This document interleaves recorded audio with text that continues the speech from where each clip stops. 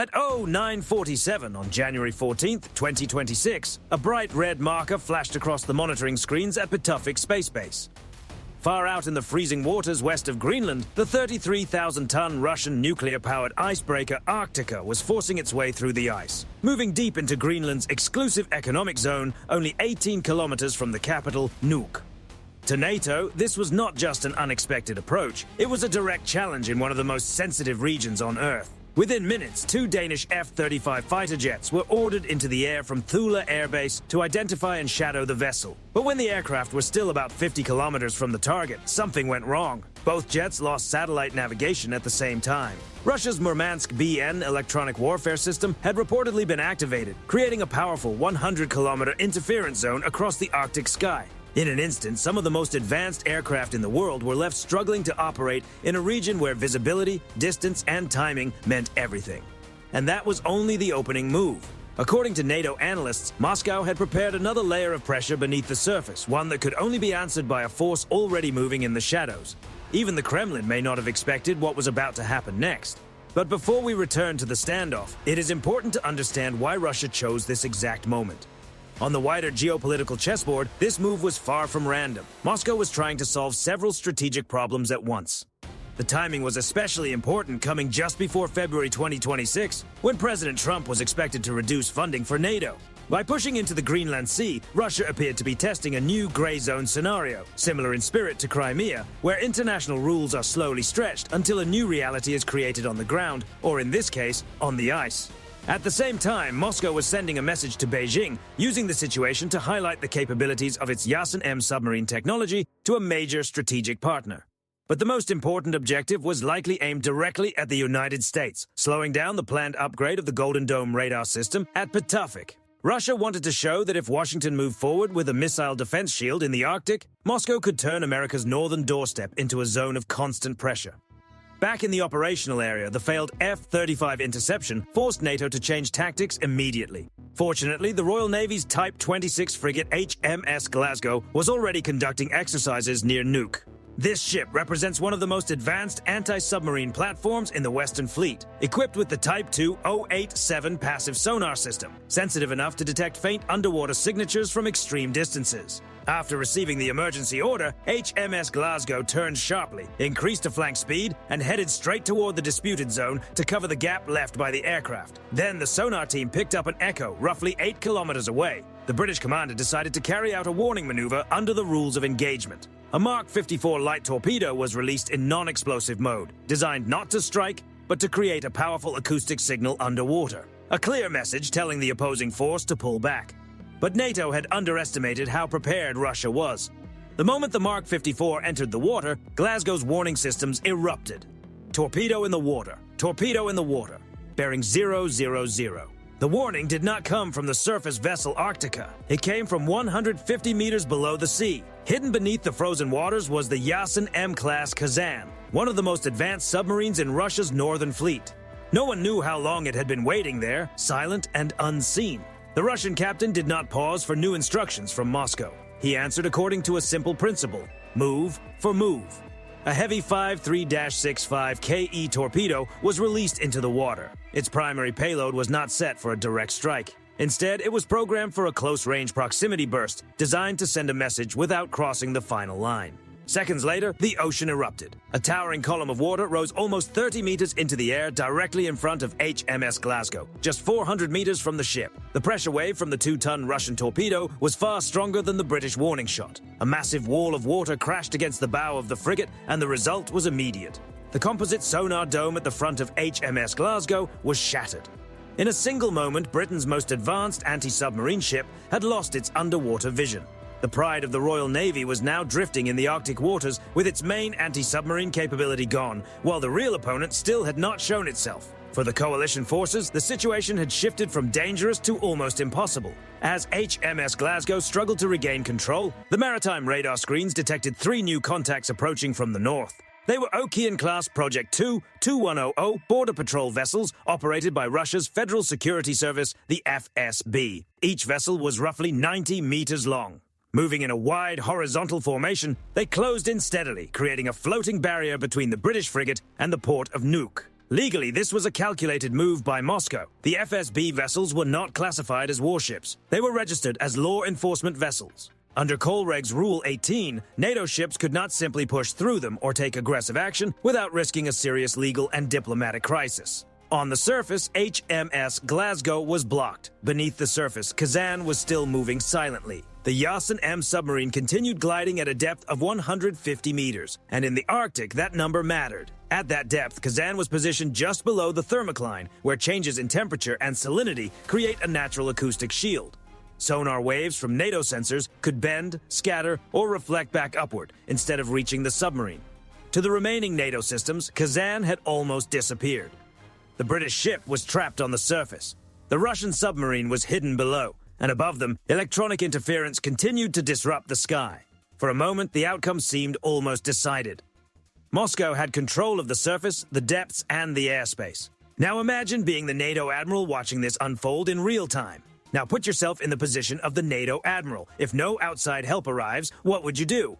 Option A. Order a full military response, knowing it could trigger a crisis far beyond the Arctic, just to protect the British ship. Or option B.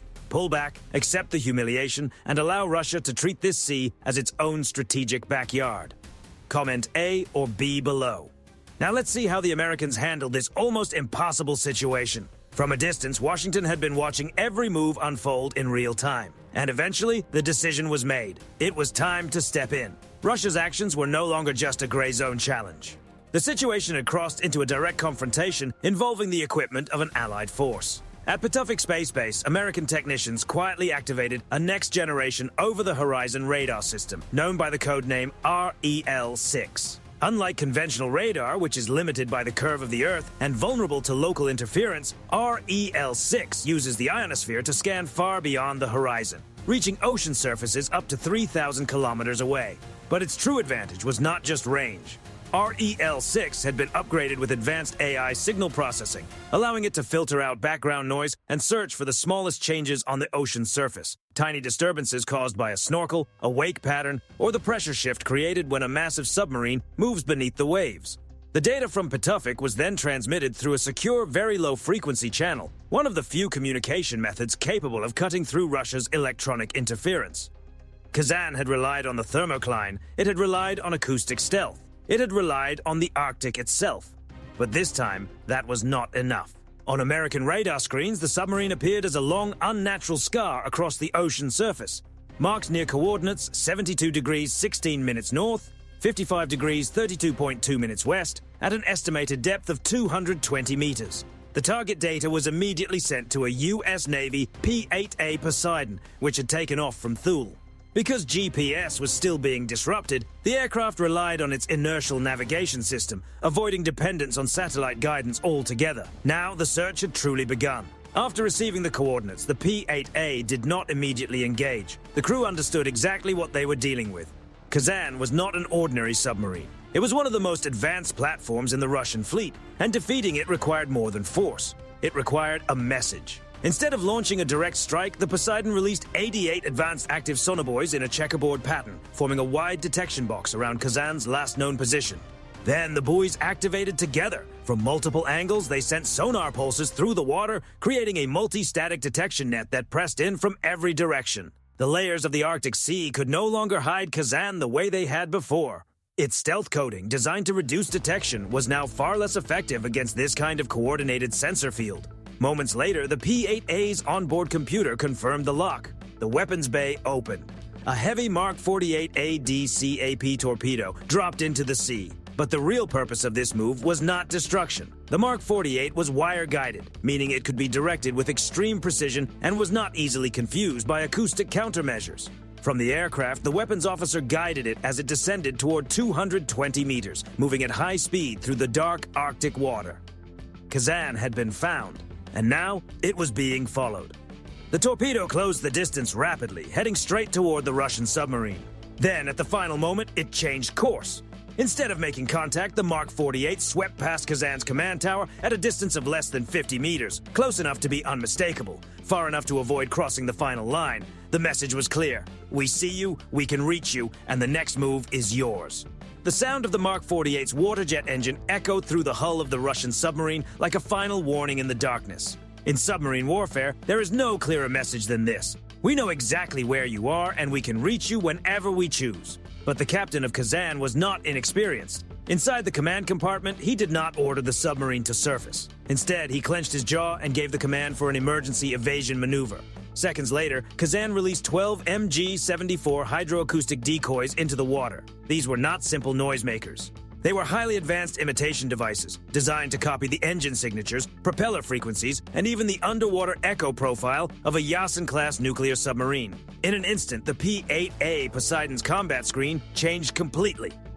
Where there had been one confirmed target, there were now 13 red markers moving in different directions, spreading chaos across the display. At the same time, Kazan made a sharp turn, powered down its systems, and began drifting silently toward a trench on the seabed, trying to disappear into the natural background noise of the ocean floor.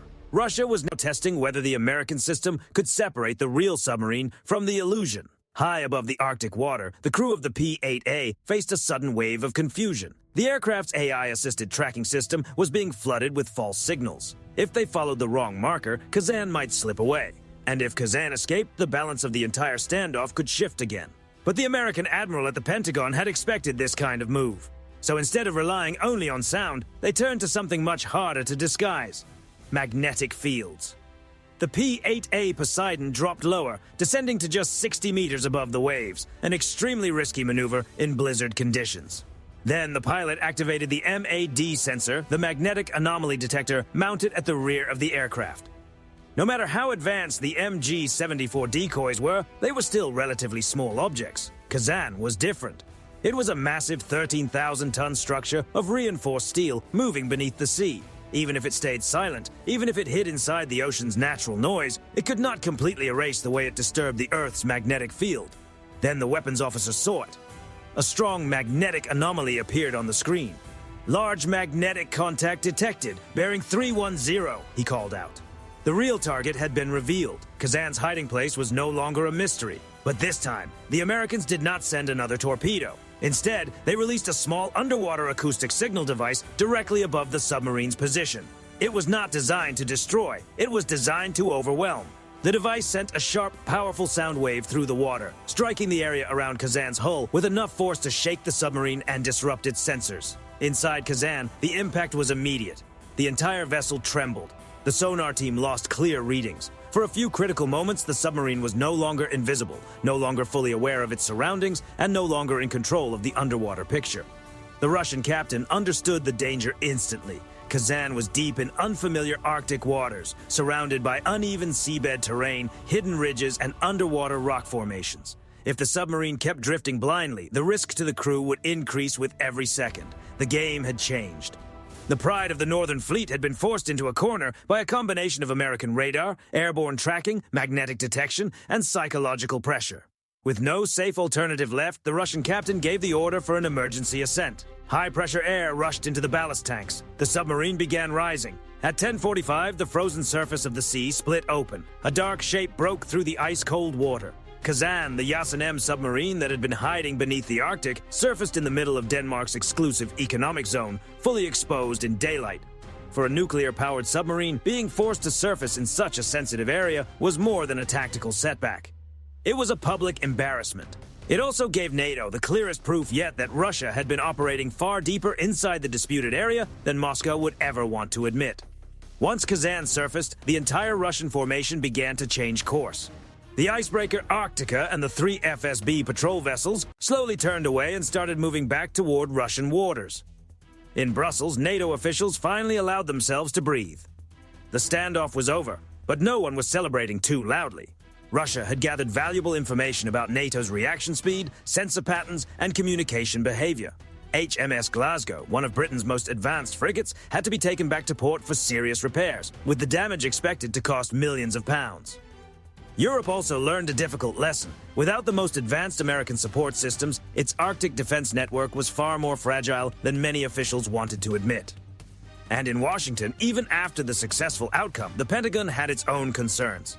By stepping in, the United States had revealed part of its over-the-horizon radar capability at Pituffik, along with a new anti-submarine tactic designed to trap hidden targets beneath the ice. The Allies had won the moment, but they had also shown part of their hand. The Arctic game was not over. It had simply entered a new and far more complex chapter. So what do you think? Was America's decision to reveal its OTH radar advantage in order to protect its allies a brilliant move or a strategic mistake? Leave your analysis in the comments below. And if you want more updates on the biggest moves across the global defense chessboard, make sure to like the video, subscribe to the channel, and turn on notifications. Thank you for watching. Goodbye, and see you in the next episode.